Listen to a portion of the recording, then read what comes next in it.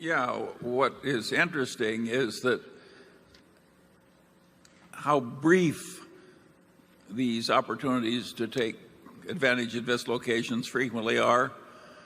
Some idiot hedge fund bought unlimited municipal bonds at, incredible margins. I think they bought 20 times more municipal bonds than they could afford with their own money, borrowing all the rest. And when those things were dumped on margin calls, municipal bonds suddenly got mispriced in America.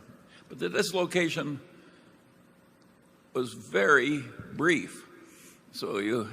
But very extreme. But very extreme. And so if you can't think fast and act resolutely, it does you no good. So you're like a man standing by a stream trying to spear a fish, and the fish just comes by once a week or once a month or once every 10 years. And you've got to be there to throw that spear fast before the fish swims on. It's a pretty demanding business if you do it right.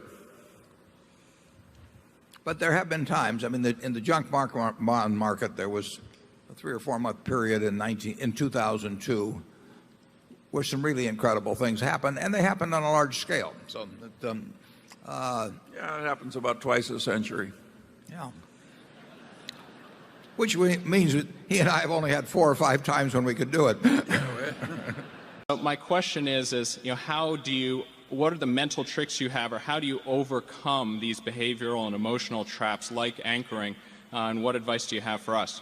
Well, that's a good question, and of course it first in recognition of the fact that they can be traps, and that you will be affected by them, and you will make some mistakes because of them. But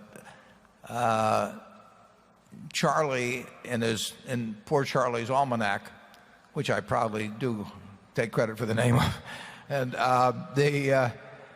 he talks about the various psychological traps that people fall into, and simply reading that section, you will come away wiser than before you started on it.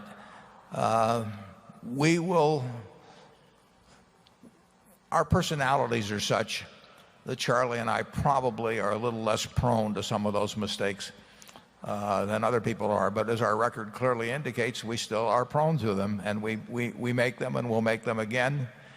We're probably a little less inclined to make some of them than we were 30 or 40 years ago. But the nice thing about it is that if you make fewer of those mistakes than others, they will continue making their share, and you'll get very rich. Charlie? Yeah, you don't have to have perfect wisdom to get very rich. All you've got to do is have slightly more than other people on average over a long time.